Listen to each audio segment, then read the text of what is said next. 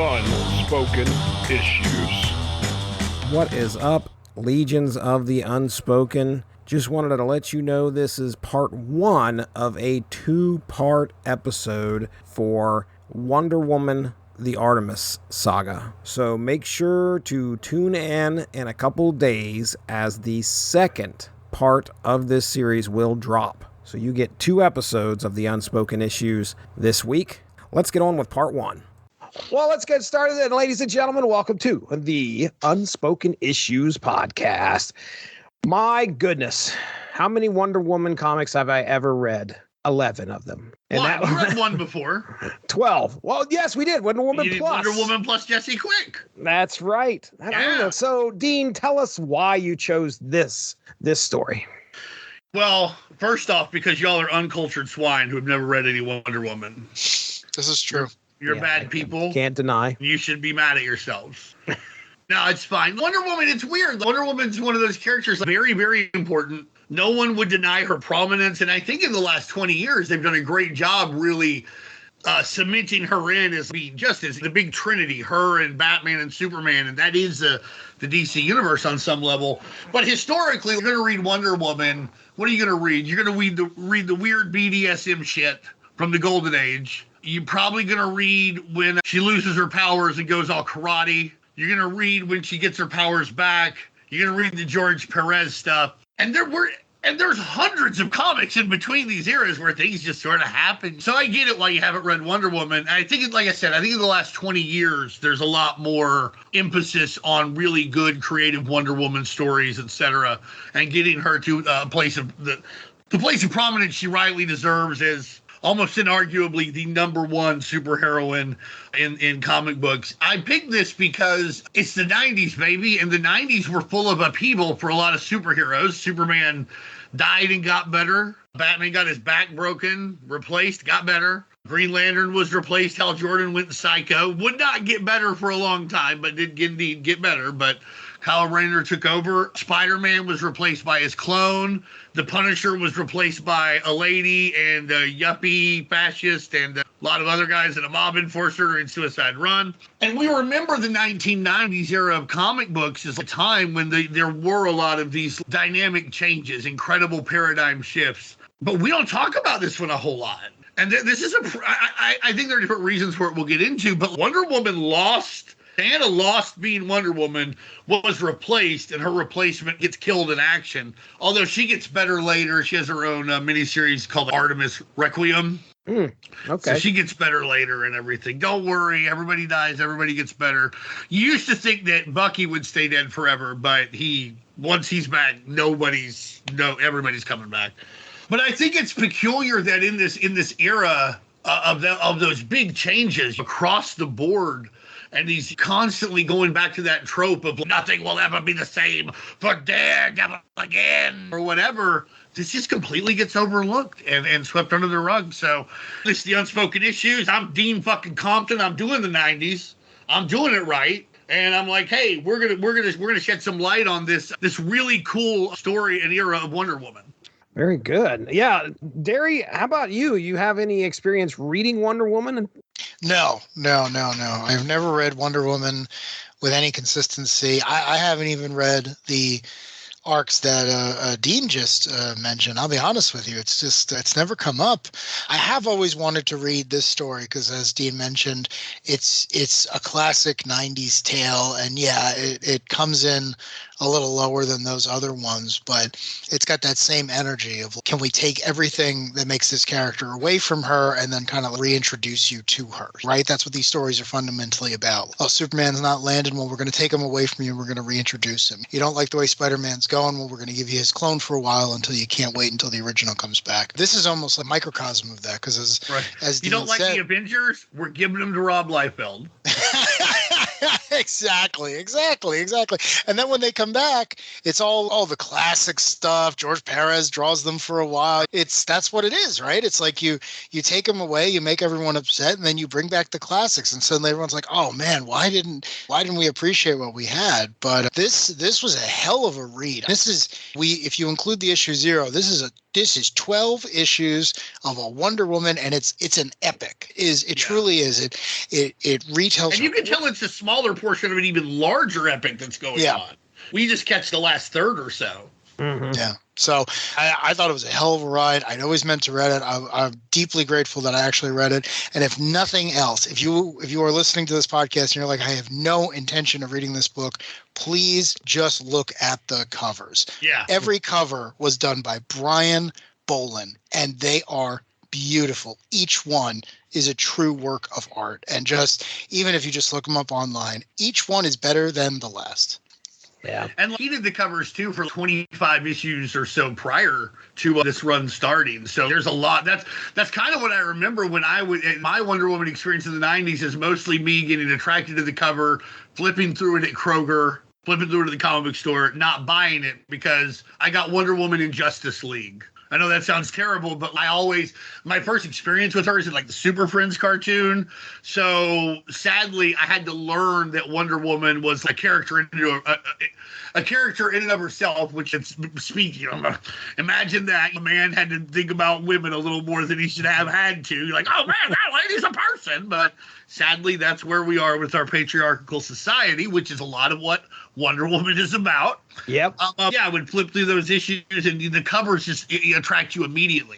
And he draws everybody from Superman to Poison Ivy on these covers through his whole run doing it. So totally worth it. You're absolutely right, Darry. Well, yeah, Darry, you mentioned consistency, and I'm probably in the same boat. I don't think that I've read too many issues of Wonder Woman consistently at all. Character-wise, you guys summed it up. If I'm reading Justice League or some big event, that's usually where I was seeing her. And some type of event, that's usually what drew me to reading some DC stuff anyway. It was kind of rare that I grabbed much, especially in the 90s. I think I was maybe reading some Batman as far as DC goes. I wasn't reading much outside of that, to be honest.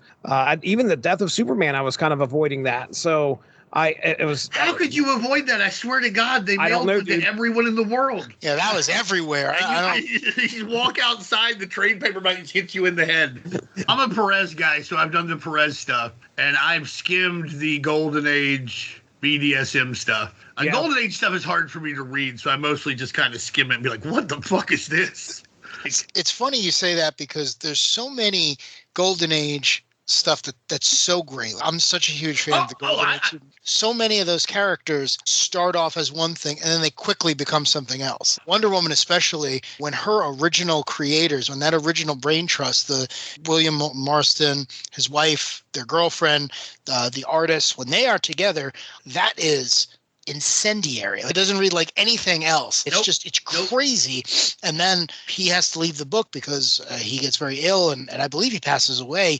And then they give it to Bob Kanigher or something. Then Bob Kanigher does it for like 20 years. And he's my God. It's a 180. Yeah. It becomes this very generic. It's not the hyper progressive, super idealized stuff that Marston and his collaborators. In fact, it's fairly regressive. It is, if anything. Yeah. A lot of it now obviously when he was doing the book and everything early on, it's some kinky ass shit, y'all. And Daredevil could see this kink going on. Nobody's gonna miss it. Yeah. But at the same time, like it's not subtext, it's text. Like, right. No subtext that has its own subtext. But like you said, it's incendiary. And the great Golden Age stuff is like that. When over at MLJ, when the comet dies, or the Simon Kirby Sandman in Captain America, where it feels like it's on fire and something's going on, but some of it's utter dreck, and you're just, it can still be good, and you can still enjoy going through it. I can't read every word of it or what have you, but no, the problem is that you had a lot of people who were turning in great work. You had Jack Cole and Plastic Man. You had the original Siegel and Schuster Superman, who would just wreck everyone he met. You had Lou Fine on Blackhawk. Exactly. You had people who weren't being paid attention to doing some great work, but to your point, you also had a wide field of imitators. And sometimes finding the gold amongst the lead, it's very difficult. But Golden Age Wonder Woman is a trip. It does not read like anything else that has come since or was at the time. It was made by an outsider. It is true outsider art. The only time I've ever read anything that came close to it is Grant Morrison did Wonder Woman Earth 1, and specifically it is a retelling of all those very early, very transgressive stories. But except from that, even this Wonder Woman that we read for tonight, nowhere near the weirdness of the Golden Age one. Huh. But that's the beauty of Golden Age stuff, though. There's also, God, I can't remember his name, but all he does is weird stuff. And then you have Matt Fox, who did like the weird Tales covers and stuff. You can just do anything. Oh, well, here's Satan, and he's got an extra hole in his belly, and Exactly. it's breathing fire into this old lady's face, and the fire's somehow coming out her butt, and the kid's eating it out of a bowl. And they're like, what the fuck is this? No, it's true. The name Man. of the comic is like National Horror. You're like, what the fuck is going on here? Before the code, man, they just did stuff. There was no one there to tell them you can't do this. It was just like, no, is it selling? Then do it. No one's paying attention to us until the code comes in 54, 55. It's wild. Not only is everyone violent, to your point, Satan shows up in half the books, and it's just like, I'm the devil. I want your children's souls. And it's like, no, Wildcat's gonna punch you in the mouth until you right in the face. Right. Until the book changes, and then later on, Wildcat will be like, "Come in here for my horror tales, kids." You know? That's the thing about the Golden Age, though, is there was an accepted and known adult readership. And everybody, without there being a codified rating system, I'm not saying no kid ever read Crime Does Not Pay with the gory fucking anti-crime stuff, but you knew kids weren't really supposed to do that. There were things that were more tailored towards children, some directly towards young ladies, young men, etc. So, and the code killed all that. But yeah, we're way off topic. We'll get back to Wonder Woman. But yeah, Wonder Woman, Golden Age shit, it's a trip. Scope it. Yeah, damn. Wow. That's why Jesse's going to get it right now. That's why I do this show, so I can learn. Times, my God. Yeah. So yeah. Hey, fast forward to the 90s here, near the middle of 94 or so, where issue 90 comes out, and our creative team, just to kind of throw them out here, I want to talk about William Messner Loebs first. Dean, you got any insight on Mr. Loebs and what he's written in the past? Just a really good writer who, I don't know exactly how to say this. God, everything, when he writes things, he somehow makes the fantastical real in a good way. It's not overbearing, or you're like, oh my God, here's Moon Knight doing his taxes because he's a mercenary or what the fuck ever, arguing with the H&R Block guy. But it's more like he builds a world where everyone acts a certain way and everyone interacts a certain way, and it winds up very, very believable. He did some great work on The Flash and The Max, and because I believe he scripted The Max, right? We talking Images, Sam Keith, The Max? Well, his name's definitely here on, scripted The Max there for, looks like, I guess, starting from issue 1 all Pretty the much way. the whole time, yeah. Yeah. But he's just really, really good at melding mythologies and making the characters making the world seem real, but not overbearingly new universe bullshit real. That's the best way to put it. And he's had a lot of financial issues in the last 15 or 20 years. So if you can help him out, help him out. Good guy. Then we have our artist, which is Mike Deodato Jr., which he is taking MDJ. over. He's taken over here. He's introduced with issue 90. And he's going to be the regular artist, supposedly, for a little while. I think so. Looking at his work, well, just real quick, we were talking about a book that I remember recently covering that Deodato Jr. was on, and it was called The Fourth Man, and it came out 2 years ago. And it's a really good crime noir tale of these bodies in this small town, and I liked it. I thought it was really good. Isn't. It's about the secret fourth member of the Fantastic Four. Actually, it's about Sting and joining the Four Horsemen. or it might have been the NWO, and it could have been Hulk Hogan. Is he the fourth man? Is he the second man? Who knows? It could be anyway. It could be Darry. Darry could be NWO for life. This is true. I'll be honest with you. I am. I'm absolutely NWO for life. Yes, of course. If Sean Waltman asked me to do something right now, I'd be like, absolutely, Sean. Oh, yes, sir. Well, yeah. So I noticed that if you look at Deodato's art, especially in this book, I really thought to myself, this guy was an image guy. At least at some point, he had to have been. Guess what? Not the case. He's definitely got that. Which is weird because you'd think the Robotech Wiki would have let you know that he had never done that. You would think that. I know you're always going to the RT dubs. So that's true. He did apparently do some art for Maximum Comics. That's image adjacent when you say Maximum Press. Maximum Press, yeah. Maximum Press. Asylum, yeah. Asylum number one, or no, excuse me. Asylum number 2. Oh. Lady Pendragon. Lady Pendragon. Yeah. Okay. Right. Listen. Rob Liefeld. Honestly, people would chastise him for making stuff like Priest or Lady Pendragon or Evangeline, but I respect it. Rob Liefeld. He's never seen a money train that he thought was going so fast that he couldn't jump on it. And at heart, that's what comic books have always been from the start of it. It's like always been. Martin Goodman's like, this is what the people want. Give them what they want. Give them what they want. And I know Rob Liefeld sometimes will get chastised and people will call him plagiarist or he's ripping stuff off. And like we can debate about how far he goes. But listen, he's not wrong at the time. Market wants a bad girl comic. The market wants Lady Pendragon. Give him Lady Pendragon.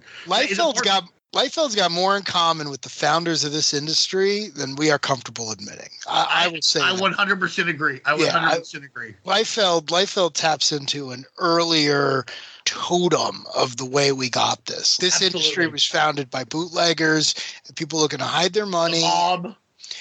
No, I'm not saying Liefeld's in the mob, but Liefeld has the same instinct of what do the people who are actually paying for these things want. I'm going to give them that, and I'm going to give them that until they stop wanting it, and then I'm going to follow the next thing. Yeah. And he's still doing it to today. I don't know how many people tell me to listen to his podcast. He talks about the 90s. He was there. Our previous guest, Gregory Wright, spoke very highly of not only the podcast, but his time in Grunwald's office. The guy is living history, so... Yeah, for sure. And that's the thing. I don't want anybody to think that I'm saying this to belittle Liefeld. It's a good thing. No. It's not, listen, it doesn't always necessarily make the best results. If you put out 50 comics and 3 of them are really good, you won. Give me what you want. This is what the market's asking for. See if you can hit gold a few more times. And like you said, until they want something else. And maybe you'll find that in something else, or maybe somebody else will. It's kind of like what Aretha Franklin said once. Sometimes you write the song, you find the song, sometimes the song finds you. I always go back to one thing with Rob Liefeld. It's like, yeah, he's responsible for Youngblood, and he's responsible for a lot of stuff that people like making fun of, myself included. Dope, though. Regardless of the fact that we bought it. He also is responsible for all the highbrow Alan Moore stuff that he did when he didn't want to work for the big two. That was Rob. Rob showed up, and Rob's like, what do you want to do? Yeah, you want my characters? You want money? You want this, that, and the other? Here you go. And when he couldn't do it anymore, Alan took those ideas to Jim Lee and and DC and all this other stuff. But that started with Liefeld. And that is important because it's like the man knows what the market wants. So it's true. Yeah. But I don't know that he ever drew much Wonder Woman. He drew Glory. That's true. A lot of Glory. I got more Glory comics in my collection than I got Wonder Woman. I'll admit that. Fair. I'll have to say the same. One of the premier members of the Allies. That's right. Die Hard, Super Patriot, Supreme. Glory. You better Super watch Patriot. The fuck out. A Cyber Data alum. That's right. Super Patriot is a Cyber Data alum. So yeah. There are 6 comics on Mike's Amazing World of Comics that Mike Deodato Jr. had his hand in prior to taking over the art for this Wonder Woman here. So I'm going to read them to you.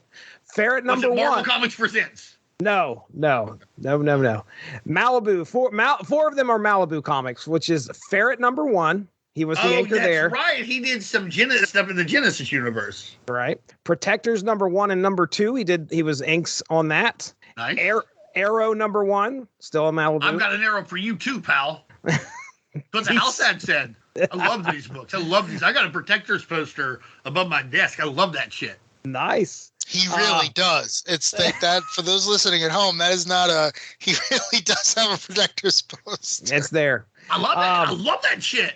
Flash number 89, he was inks on that. And then Wonder Woman, he showed up at Wonder Woman for 1 issue prior to this, which was issue number 85. He was penciler in February of 94. And then when this hit, issue number 90 hit the stands July of 1994, he took over as regular artist. So there you go. That's Mike Deodato Jr. And yeah, I'll probably talk a little bit more about the art as we go through this. But man, I was really impressed with what we got here. Now, as for the rest of our creative team, just kind of throw the rest of these guys out there. We've got on letters, John Costanza. I've just said his name a lot here. Man, lately. that dude, goddamn, he fucking lettered everything. I know, dude. Every time you say it, like I have to rule out George Costanza. Yes, same here. I'm like John Costanza. No. John. No. Not that guy. He's fake. Patricia Mulvihill on colors. And that rounds us out there. Well, they did a great job all the way through. Yes, they did. So here's what we're going to do. We're going to talk the Artemis Saga. This is, like Darry said, this is 12 issues. Jam-packed. This first synopsis I'm going to do is going to cover issues 90, number 0, 91, 92, and 93. This is kind of Diana's... And the first 3 are story in and of themselves, right? Yeah, like well, part 1, part 2, and part 3. So yeah, and I what I did is I took this up to when they leave Themyscira. Believe me, makes sense. I want to be messing that up. But yeah, tonight, this is more like a Netflix show than a movie. Agreed. That's kind of the way I would put this saga. It's long, but it pays off in the end. But it's more like you can easily see these thirds, like you've got it divided up. Guys, feel free to hop in there if I'm missing anything, or if there's something you want to make sure that I say. The synopsis I did, based it all off of my notes, and yesterday I spent all day. It was started about 7:00 in the morning, and I went through most of the day and got these notes in there, and here we go. In issue number 90, Wonder Woman returns to Themyscira to find herself alone, but is attacked by someone shooting an arrow at her. Before she could find out who it was, her friends Mala and Helen find her and welcome her back, taking her to her mother, Hippolyta. How's that sound? Am I doing all right? Hippolyta? Hippolyta? Hippolyta. There we go. That's how I would say it. I like it. I think any way you pronounce it is correct. Taking her to her mother, Hippolyta. They mentioned there was a war on Themyscira and a siege of demons as well. Wonder Woman explains she found Themyscira after seeing through some magic barrier that Circe, the sorceress, had put up. She learns from her mother about the events during her absence, including her sister, which is Wonder Woman's aunt, Antiope. And Antiope. Please, thank you very much. Antiope. I need a phonetic breakdown for every single one of these fucking things. Here's the thing. Honestly, you're doing your best. There's no reason to be upset. You're trying to read a word. When was the last time you had an extended conversation about the Greek gods? Greek mythology? What are we going? Are we going to boarding school in 1918? Are we going to learn fucking Latin? What the fuck are we talking about? Of course you don't know Antiope. I had to ask Emily. I was like, hey, how do you say this? Antiope. All right. She learns from her mother about the events during her absence, including her sister, Antiope, leading a sect of Amazons against their own people, and Circe teleporting Themyscira into a world of demons. The Amazons suffered losses but eventually returned. Hippolyta hopes that Wonder Woman made changes in the man's world during her absence, but is disheartened to realize that nothing real significant had actually changed. There's a disagreement about sending other Amazons with Wonder Woman to help her make decisions, which she refuses. So later, a council is convened and Hippolyta aims to choose a new Wonder Woman. We go into issue 0, which delves into Diana's confrontation with Hippolyta regarding the upcoming contest. Diana reminisces about the previous contest that she had won by disguising herself with the mask of Heracles. Got that one right? Come on, tell me I got it right. I believe it's the mask of Proteus. The mask of Proteus, it was used to fool Heracles, and Heracles is Hercules. Gotcha. Okay, mask of Proteus. It's okay. They're throwing a lot of names at you. You're doing your best. You're doing your best. Proteus very well, you know. Well known as a Scottish champion of the oppressed. So yeah, mask. I took a Greeks and Romans class when I was in Upward Bound, so pretty much an expert on this. Did you really? Yeah. Oh my God! Yeah. Jeez. There's a subsite. Well, why Unspoken Issues. Hold on. That doesn't surprise me. It doesn't surprise me. It's every time you say something like that, you become more consistently you. It doesn't surprise me. That's the problem. I wish it surprised me. It doesn't. Every time you say something like that, it's like, yeah, I believe that's true because it's you. It's such a I won an award. I won the Thucydides Award for best history writing. Say it again. Thucydides. Damn. All right, it's like THU and then the Y like it's an I. Thu is Cides. It looks like side, C-I-D-E-S, but Thucydides. It's fine. I didn't even know that was a word till right now. Do you guys remember in The Fifth Element, Bruce Willis says, "I speak two languages, English and bad English." That's what I bring to the table here. I can barely pronounce words the way they're supposed to be pronounced. I certainly can't pronounce Greek words. Isn't Bad English a band? Bad English, I think, is a band, as a matter of fact. If Jesse says it's a band, then it's definitely. I'm pretty sure. Smile. I think they sing When I See You Smile. I know that song. That's a good one. Very good. Yeah. So she won. Look at me. I'm going from fucking Rome to rock and roll. Y'all better keep up. Yeah. You are what is meant by the term polymath, man. If you had lived in Venice 500 years ago, Leonardo would have been like, "Oh man, I got to step my shit up." Yeah, especially if he's trying to outsmoke me. Diana reminisces about the previous contest she won by disguising herself with the mask of Proteus. She meets Artemis, who reveals the dire living conditions of her faction of Amazons. Diana touches a sculpture there and experiences a vision of the past, witnessing Antiope's struggles against Heracles. She awakens bleeding and fearing death, or feared to be dead, I should say. But she's okay. In issue number 91... she's fine. In issue number 91, the contest begins, and Diana is insisting on allowing any Amazon from Antiope's factions to join if they want to. If they want to participate, they can. Diana tries to reach out to Artemis during this time, and there's a lot of tension there. Artemis she's definitely harbors some, what's the best word here, Dean? She harbors some animosity. Animosity is a great word towards the Amazons, especially Hippolyta's Amazons. Well, yeah, she is one of the others. She feels like they were human shields. They were put in a meat grinder. Right. Diana experiences another vision from the past where she sees Heracles planning to corrupt Themyscira. Doubts about her mother's honesty start to arise. As the contest progresses, Diana's team faces various challenges, including an attack. One of which is, again, she's attacked by arrows. Now, that's not one of the challenges. That just happens at one of the challenges. Arrowed all the time throughout this thing. Somebody's shooting an arrow at her all the time, but you can't ever tell who it is. Now, in issue number 92... It was Arrow from the Genesis universe, like we talked about earlier. Whoa! Like the Mike Deodato. That's why Mike Deodato was like, I got a guy for this. If we're going to use arrows, I have a guy. You'll never believe what his name is. Spoiler, he's not in there. But I do love that shit. We find out it's in issue number 92, during the contest, Diana's team faces perilous challenges, including a deadly race. Diana experiences more visions of the past, revealing the treachery of Heracles and the bravery of Antiope. She survives harpy attacks and confronts Medusa, ultimately losing the race to Artemis. Now, issue 93 sees Artemis crowned as the new Wonder Woman, but doubts linger among other Amazons about her ability to represent them in man's world. Hey, don't forget here in your thing, I want to throw this in like you asked.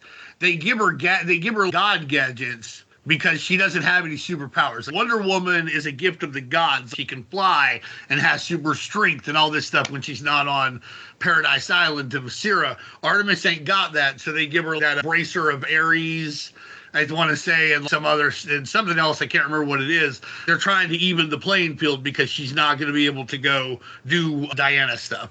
I think there's a Gauntlet of Atlas. Is that right? Gauntlet of Atlas. That's what it is. That's what it is. Yeah, Gauntlet of Atlas. It and then increases her strength 10 times. She also has some type of sandals from, my goodness, Hermes sandals, where she allows her to fly. Hermes is the messenger of the gods, Mercury in the Roman side. I'm keeping it up for you. I love it. Doubts I do want to say, though, earlier I said that I knew a lot about this, but I'm just kidding. I took a class once 27 years ago. Well, you've remembered it. That's the key thing. You took the class and I assume you passed. You didn't fail. I won the Thucydides Award. Oh, he did. That's right. Thucydides. Made an A, brother. So now Diana finally confronts her mom about the visions that she's been having. During these times, she keeps flashing back to the past, and she's watching her mother, who fell in love with Heracles. And Antiope was like, "What are you doing?" And she's like, "Well, I love him.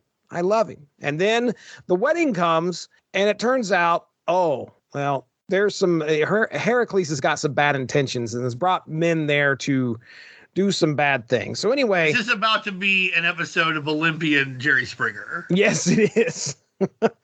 Diana finally confronts her mom about this, and they're still, even at the end of their conversation, she asks, like, hey, am I the daughter of Heracles? And she's like, well, don't even worry about answering that, because no matter what you say, I'm not going to believe you anyway. So there's a lot of tension and a lot of distrust now that Diana has with her mom. So they leave. They head from Themyscira back to Boston. It's Artemis and it's Diana. They show up and they intervene there was a gang war that's been going on between, oh my goodness, Mrs. Sazia, the widow Sazia, I think is what they call her.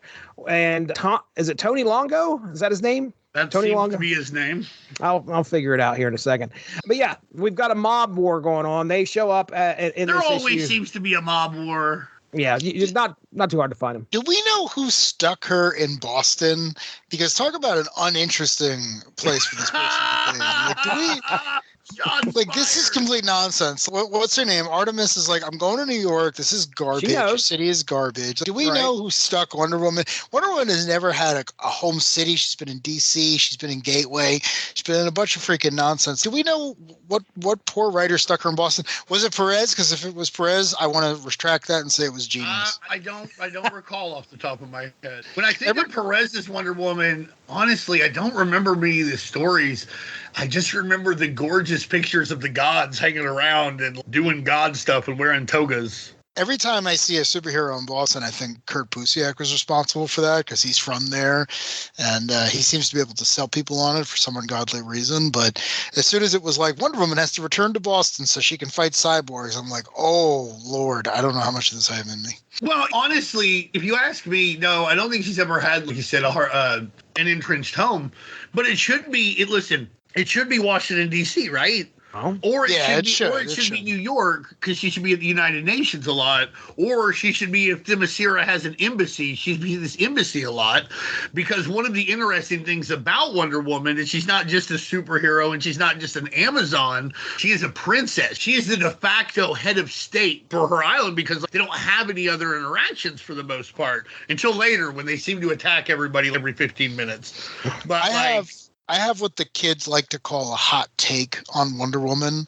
All right, well, let's hear it. I think Wonder Woman should constantly be based in the worst city in the world, right? Because think about what her mission is, right? She wins this contest, the ancient, immortal, the greatest warriors who've decided on a course of peace, who are directly descended from the gods that founded Western civilization, are like, you are going, you're going to end World War II, you're going to teach everyone peace, you're going to liberate the underclass. She shouldn't be in New York or D.C. She should be in, I don't know, 2000 era Baltimore or whatever has a crime and poverty rate in the triple digits. She should be in whatever part of Mississippi just is about to turn feral.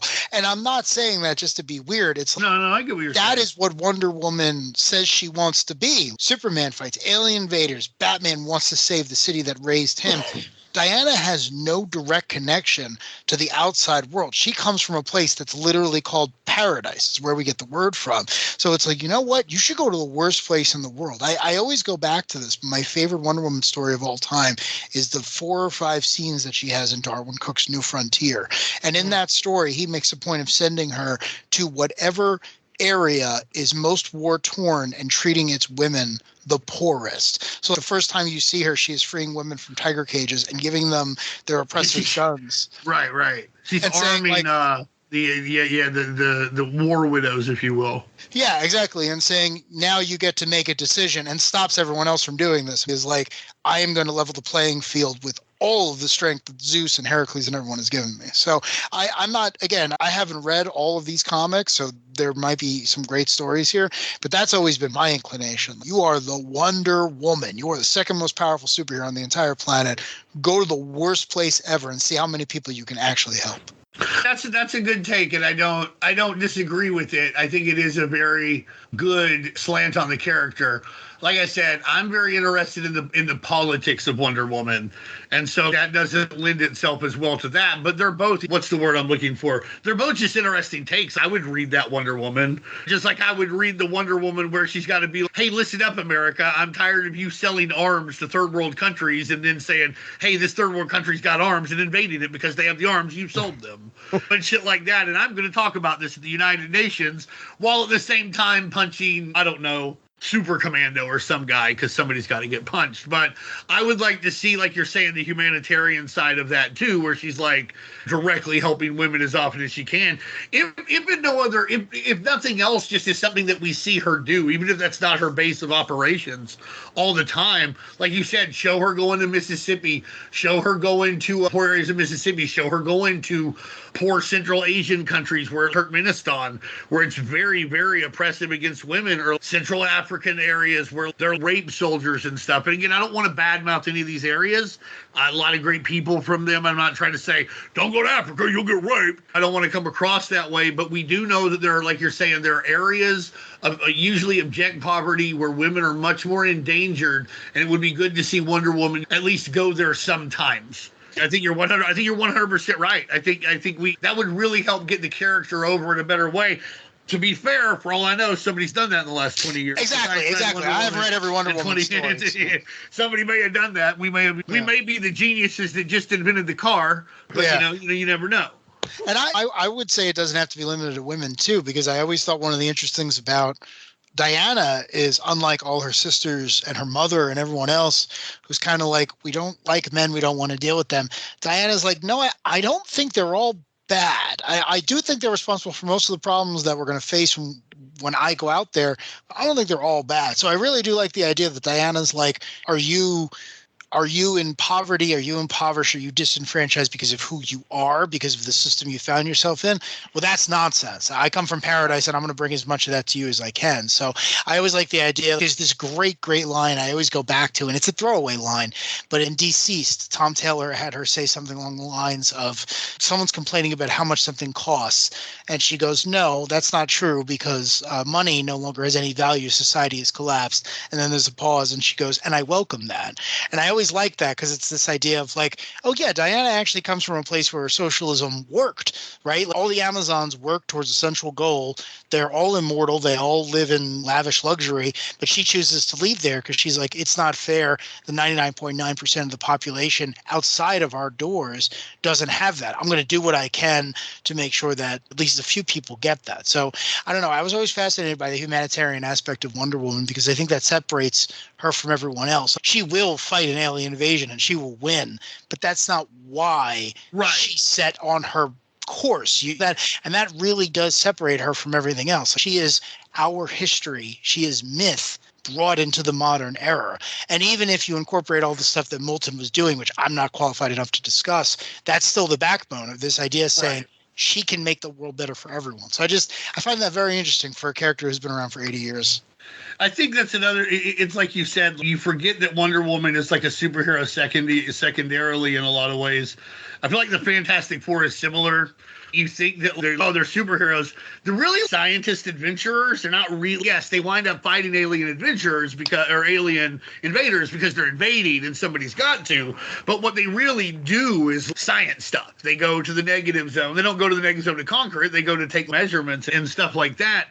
And yeah, you're right. I think one of the big misconceptions of feminism is that it's bad for men, but really it would be better for men to unload some of the inhibitions and patriarchal expectations for us as well, holding in emotions. Men kill themselves at an alarmingly large rate. They usually do it with a gun, which makes it very final. And like, why is that? Because men are castigated when they seek mental health, etc. We could go on with that stuff. But yes, in the long run, and even directly, sometimes it does help men. Later on in this, when she gets the guy who's stalking somebody, she takes him away. She makes it a point to say, one of you is going to kill the other one. Not he's going to kill her, although, let's be honest, that's the most likely scenario. Right. But it's not like women don't kill men sometimes, and it's just a bad situation. She doesn't want to see this guy get murdered any more than the lady get murdered. So we do see that later. So Wonder Woman does have a lot more respect for men than her fellow, the Mycerians, the other Amazons. To be fair, all of them have talked to one guy ever, and most of them stayed away, so who knows? They probably would be a lot cooler if they could talk to 4 of them. That scene that you're describing, by the way, when she takes the stalker, the potential abuser, and just removes him from the situation, right, is like, do not go back there, but provides him. Yeah, exactly. But provides him with therapy. I thought that was great because she's like, she's Wonder Woman. She could kill him. She could make it look like an accident. She could do whatever she wanted to. She still has all her power, even. And she does make him very uncomfortable, which is fine. He deserves to be very uncomfortable. But she gives him another option. She says, well, I'm saying I've got enough resources where it's like, here, if you really are serious about trying to do something with your life, here it is. And if you go back there and if you stalk this poor woman again, I'm going to know you're doing it for the worst intentions. I'm giving you, this is it. This is your second chance. And again, it's just such a wonderful thing to see because she's trying desperately not to use violence. And that is a great thing that the contest shows us too, is how willing some of her sisters are to resort to that. She can win a war, right? She is descended from all the gods, including the gods of war and strategy and the hunt, but she doesn't want to rely on that. She is trying her hardest not have to go back to that. And I think that's a beautiful message, and it's one of the things that Bill Loeb's really captures in the contest. And also, again, and this comes back to one of my, like I've been talking about, Wonder Woman is also a person of the state. So, yes, this is this guy's one chance. And while she does not prefer to be violent, the state feels like it has, and she feels like as part of the apparatus of her state, she has a right to utilize violence if she sees fit, and he gets his chance. But if she has to use violence, she won't feel terrifically bad about it. And she also doesn't feel like she has to trust people. I forget the comic book, but at one point her and Batman are at odds, and he tells her that he's got to let her up because he evokes some Amazonian code that should mean that he gets mercy. And she just knocks him out anyway. She's like, yeah, but you're lying. You're Batman. I'm the state. I don't have to, just because you asked for this doesn't mean I have to bestow it upon you. And while that has its horrific implications, it's interesting to see in Diana, who is such an intrinsically good person. George Perez's last issue of Wonder Woman was issue 62. So that was December. Well, cover dated February of 92. And the reason I was looking this up is because Darry had asked, like, who stuck her in Boston. So I was like, oh, I wonder. I don't have an answer to that, but I can tell you that issue 73, February of 93, is up at the top. It says Diana's new job. Yeah, and she's the Taco Whiz. Yeah, she's holding the Taco Whiz. Which later on in the Jesse Quick, we learned she was Employee of the Month. That's right, she was. Yeah. That's right. Of course she would be. That's the maddening thing about Wonder Woman is she would be hard to work with anywhere because he's like, hey, let's slack off and smoke a J. And she's like, Dean, I expected more of you, even though you are of man's world and man's blood flows within you. I thought that maybe you could see this as an Amazonian for once. I'm like, okay, goddamn, I'll just stand here at drive-thru. Fuck. She would talk you out of it. Yeah. Easily. But you have to respect it because she lived it. That's right. You don't normally like goodies, but the few ones that I tend to actually like are the ones who are like, well, they're not doing any, they're not demanding anything out of me that they're not doing. And that's how Wonder Woman is. The gang war that they step in, they find out that there's Tony Longo's involved, Widow Sasia, however you want to say that, and the White Magician as well, which Diana's had a run-in with here previously. She also, I think he's a baby face who's made a heel turn. That's what that's kind of what I was gathering. I want to say that I had read some stuff earlier with him in it in Wonder Woman. One of the things that Diana has to kind of get used to is the fact that, she's back in Boston now, and she starts to realize the stress that financial responsibility puts on a person. So she's kind of trying to gather her bearings and get ready to, she's got to figure out a way to make some money. We'll just put it that way. And it turns out there's a bit of a financial opportunity she has with her friend Micah. Micah is looking to, I assume there was some kind of interaction prior to these issues where he's trying to get her to become involved in like a detective agency. Yeah, again, I've skimmed them before. This is the last part of a larger era where things have been building up with the supporting characters and subplots and stuff. Yeah. Now, Artemis, on the other hand, seeks to establish herself in New York, makes a public declaration to end violence and oppression against women as the new Wonder Woman. Also, I think she gets involved with a promotional company, or what I would call, I guess, a PR firm or a PR like company. A PR agency or something. Right. So there's Artemis. She's letting the people know that she has arrived and things are going to change. The new Wonder Woman is in town. There you go, guys. That is the first bit that we're going to stop with, the first synopsis here. Darry, we'll start with you here, man. We had the contest, the whole saga that happened on Themyscira before they get back. We got Diana experiencing flashbacks of a different order where she's actually almost transporting her I wouldn't say consciousness. Diana, am I right? She can't. She can't control. You got it. I get it. She can't control Tiope's body in any way, but she's there to watch what's happening. So she's watching all this go down. So she's seeing all these visions of Hippolyta and Antiope. You're a better man than me. I wouldn't even try to. However it comes out, it comes out. Diana's mom and her aunt. She's watching all this. She's watching all this go down in the past, and it's getting to be some pretty crazy stuff. And of course, we got the contest that's going on. So, Darry, I'm turning it over to you here, man. What'd you think of these issues? These were great. These were a great introduction because they kind of retell her origin, and like we said at the top of the show, a lot of us haven't read the stories, right? I don't even know that I've ever read the first appearance of Wonder Woman, and shame on me. I'm not bragging about that. I know that I probably haven't. So I like this. I thought this was a good way. If I had been lucky enough to get these issues when they came out, this would have been a good introduction to the character. One of the things I love about Wonder Woman, I liked it in the movies, I liked it in every iteration, is her primary dynamic comes from the fact that like her and her mother butt heads, which I feel is a very natural thing for the character to do, but also it comes from a place of love on the mother's side, right? She truly, every parent views their kid as the greatest thing in the world. Hippolyta, Polly, she knows for a fact the fact that she was able to have a kid was literally a boon from the gods. Mm-hmm. So the idea that her daughter wants to go out of the world and save it to the best of her ability and is willing to do anything to accomplish that is probably making her very proud, but is making her terrified. And the fact that Polly is willing to bend over backwards to be like, absolutely not. I want you here where it's safe and you could be immortal and I don't have to worry about you, I think is a great driving dynamic for the character. I also love... also because of the future retcon, because John Byrne's going to take her and put her Hippolyta into World War II. Yes, he is. So if you look at this, you know about the future history, which sounds very weird to say, but it's superhero comics. Bear with us. If you take that knowledge and put it here, it makes even more sense why she doesn't want her to go out. Yeah, 100%. It's one of those really natural motivations for an antagonist. And the fact that I fought cyborg Nazis in the 40s. It's rough out there. It's rough out there. Oh man, but no, I liked it. I like this idea that it's well, why did you go out there? Well, you're Wonder Woman. Well, why are you Wonder Woman? Oh, you're Wonder Woman because you won a contest. Well, you know what? We're having another contest. We got a whole group of people who didn't get to participate the first time, and we just won a war against, I don't know, magic bear demons or something that happened before this book opened. So the demon bears from the New Mutants that Bill Sienkiewicz. Yeah. Literally, Bill Sienkiewicz's demon bear attacked Greece prior to this story opening.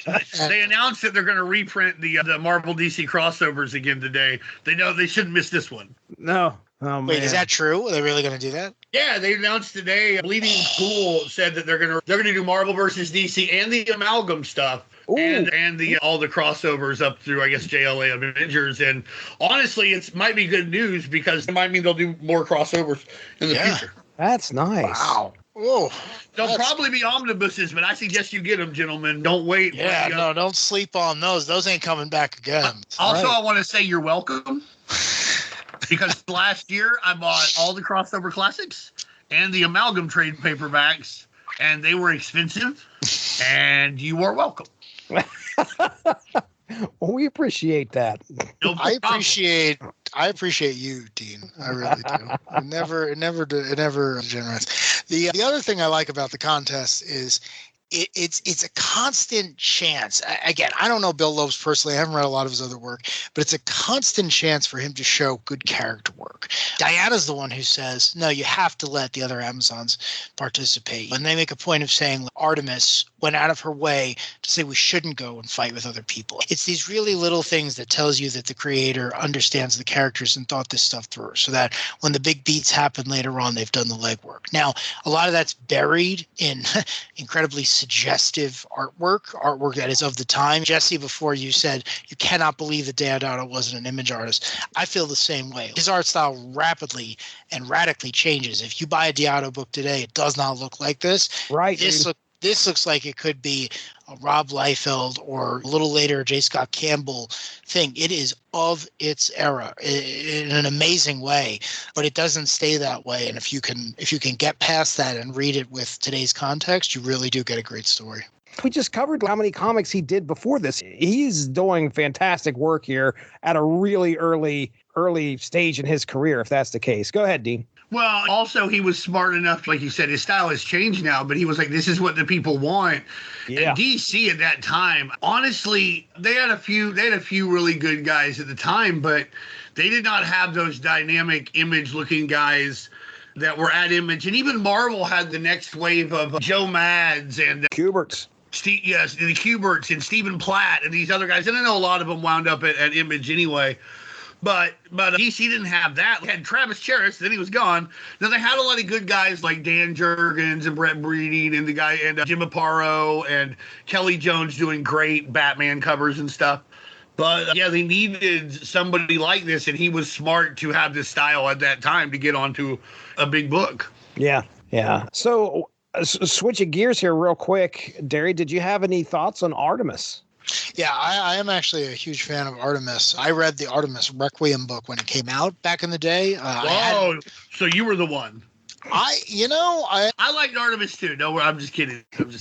Yeah, again, it was the same reason that I always tell people I really like the Scarlet Spider. It was you're a kid, you're just trying to get into this stuff. You can try your best to catch up on decades worth of continuity, or you can read the new person, and hopefully maybe that'll take off. It's the same way with Artemis. I knew Wonder Woman had a very expansive, very long-running continuity.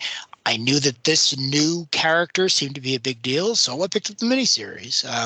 Wasn't very good. I don't know that I've read it since, but the character has a lot of potential because, like I was saying before, she really is a reinterpretation for the 90s of the idea. She wins the contests. She's noble. She wants to do the right thing, and she becomes Wonder Woman. She goes to the outside world. Now, she fails in spectacular fashion, which I find really, really interesting as the story goes on, but for the right reasons. And Diana almost learns that, hey, what this young woman needed, and they make a point of saying she's in Amazon terms, she's really only a teenager. Diana had been her mentor or something like that. They probably would have made a great team, and they probably would have got a lot accomplished. But Artemis gets bogged down in all this other crap. But I thought she was great. Really, if you want to compare her with Azrael or any of the Reign of the Superman, she's a really strong contender. She's still around today, right? She was in the Outlaws book for a very long time. She still pops up. She was in the movies, and she's not a bad character. It's this idea of doing what Diana did, just in a slightly different way. So if that's his major contribution to the mythos, I think Lopes did a great job. I remember when I first saw the promos for this and they had the black suited Diana, and I was like, I thought that was going to be Artemis, and I was like, Artemis just looks like Wonder Woman. Well, as it turns out, I like the character, and I also like that they didn't stick her just within this universe. At one point, they mentioned that she tries to go to the Justice League and be like, hey, motherfuckers, I'm Wonder Woman now, so I'm in on this. And they're like, yeah, listen, Wonder Woman's, even if you are Wonder Woman, you're not Wonder Woman to us, so you cannot be on our team. Please leave. And so it's cool. I always like that, like when Grant Morrison used the electric blue Superman in JLA, when you would see those reverberations from individual books. You didn't have to read this book for any reason, but if you did, it just enmeshed you more into that shared universe. I think Artemis looks cool. I think she has a great attitude. I like how, I don't want to sound too cliched, like, oh, she's angsty, but she's kind of the anti-Wonder Woman. She's very arrogant. Wonder Woman's also arrogant because one of the secrets of nobility is you have to be condescending to be noble. It's one of those weird things. If you're of the aristocracy, or a monarchy like she is. Artemis is just straight up with her arrogance, just straight up in front of everyone. She's, like Darry said, she's very much a teenager, and that's interesting to me. An Amazonian teenager who isn't Donna Troy, who at this point, I don't know what, I think she was a Dark Star right now. How about this revelation that's happening between, where Diana's watching these visions happen, where Antiope and Hippolyta are having this interaction with Heracles, and she finds out that, hey, her mom sucks. Yeah, her mom's not the greatest. So, and that doesn't, and obviously it's different for everybody. Everybody learns something about their parents like that. Like, your parents let you down. At some point, you learn something about your mom and your dad or step parents or whatever, and you're like, man, that really sucks. I thought, it's not necessarily that you thought that they were infallible, but you're like, how could they make that kind of mistake? But now we've all been alive for 40 some odd years roundabout. So now we know how you can make some really terrible mistakes. But that first time when you're like, I can't believe my parents did this or said that, that's something that everybody can empathize with, I think. Right. It definitely adds a dimension to the Wonder Woman character and this whole conflict that she's had with her mother for quite a while. Now, I don't know what came before this. It sounds like they've had their problems plenty of times in the past. Yeah, right? For sure. And that's something, again, that people can, especially young ladies and Wonder Woman, obviously anyone can read it, but the primary demographic, young ladies and mothers and daughters have a special relationship. And I don't want to comment too much about it being neither, but I don't think it's uncommon for daughters to have to push back against their mothers in a way that I don't know that sons always have to do with dads. But again, we're speaking in incredible generalities there. Right. Well, what's knocked me back when I was reading this book, I've already talked about, which is the art. I remember looking just at the first panel going, whoa, wait a second. This is not what I was expecting. Yeah. And then it just continues throughout the whole. It's very consistent and it's very, very 90s. And I love it. I really underrated storytelling too, because almost every big reveal you turn the page, it's a big splash. Right. I'd say that my favorite aspect out of this was just kind of watching the contest and the challenges as they unfolded. And of course, Wonder Woman trying to handle everything with as much grace as she can and as much power as she can. She obviously wants to win this contest. It comes down to her. She goes through it, man. She almost drowns. She has to be saved by Artemis at one point. Artemis is way ahead of her at the end, but she's catching up. She saves Artemis. Right. And she has to free herself from the tree limb that she hangs herself on, because Artemis had gotten turned to stone by Alundra Blaze. Medusa. Darry doesn't know what that is. Which by the way, they don't really cover how, or at least I didn't see where they covered. I assume you kill the Medusa or you send her away. You then correct the whole stone problem, because she was stoned one second. She gets launched off. That's what was intimated there. Okay. It wasn't spelled out, because she says they were stoned, but then they're ahead of her in the race, and she's hanging on the limb like she's Wile E. Coyote, but the limb's not going to snap for her. She's going to figure a way back up. But yeah, she gets almost there, almost able to win the contest. Then she trips and falls. And that panel where she's on the ground, just kind of picking herself up, and all you kind of see is her just looking up, and she is just seething. She's got blood coming down. What a great panel.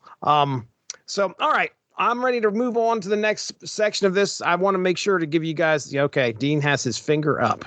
I got a couple more things to say. All right, I love it. Go ahead. You know you love it. So number one, let's talk about Zero Hour. Because Zero Issue is because of Zero Hour. There was Zero Month. Everybody had a Zero issue. Oh, yeah. Okay. So we don't have to talk about Zero Hour in of itself, but isn't it like this was a perfect one? Think about it. Every fucking DC comic that month was Zero. It was supposed to be a jumping on point for every one of them. And sometimes that was difficult. You have like 4 Batman books. How can you have 4 distinct jumping on points? But they did all right for the most part. But this was an excellent one. If you walked in and you're like, okay, it's Zero Month, I'm going to try Wonder Woman. I'm Darry, I'm Jesse.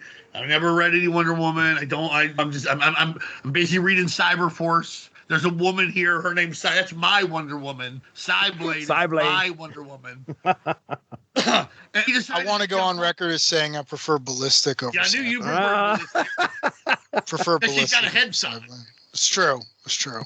If you pick this up, you would be very inclined to probably get the next issue, and it also told you the origin of Wonder Woman. It's not an easy trick to pull off. That's true. Now, let's talk about the contest a little bit, because it's a weird combination of, like, them Assyrian gladiators hitting each other with jousts and stuff and doing this weird stuff.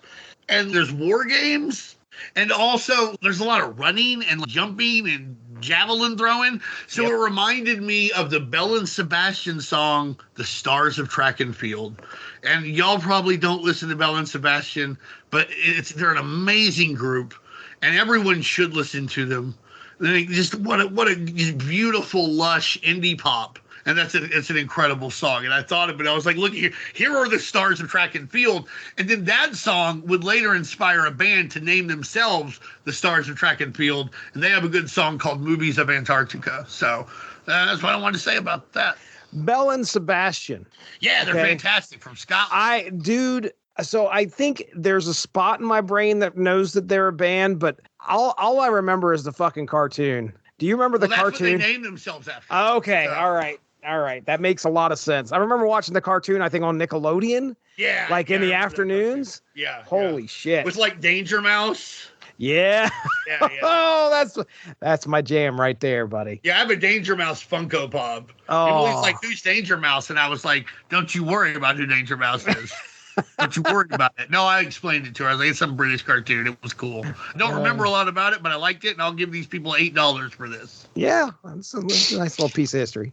I got to agree though with Dean's assessment of Zero Hour. A lot of those Zero issues they're not great, but this one I liked a lot. I think this was one of the best issues in the entire contest, and I love that reveal that everyone is looking at Diana and they're like, "Why do you look like that?" And she's like, "What the hell are you talking about?" Yeah. And then the reveal that Diana was sculpted from clay and her mother sculpted her based on her sister. And at first you think, oh, she died, she went away, whatever. It's like, no. This woman was betrayed by your mother. Your mother feels very, very bad about this. And she's held on to that for who knows how many centuries. And Diana has to live with this. Yeah, her mother is not being great to her. She finds out that there's a reason to it, right? She wants to try to make up for this thing she did that has been entombed in mythology. And I thought that was a really good reveal, a really good way of making their relationship not just mother and daughter fighting. No, I wanted to do something good with you, and that is running counter to your desire to save the planet from itself. Think about this too, right? Her whole life, I don't want you in this contest. I don't want you out in man's world. Why? Because a man once like fucking literally fucked you and then also figuratively fucked you? Because you got duped by a man? You think I'm stupid like you were? That had to get home. It's like, oh, okay, so this is why you've been so weirdly protective. You think I'm going to make the exact same mistakes you did. Mm-hmm. And listen, y'all have kids. I ain't got no kids. But I think y'all both know as good parents, it's something you have to watch out for, that sadly kids have to make their own mistakes on some level. And you can't worry that they're going to make the same mistake you did, because number one, if they do, what was you going to do about it? Number two, buddy, people find all kinds of new ways to make the same mistakes.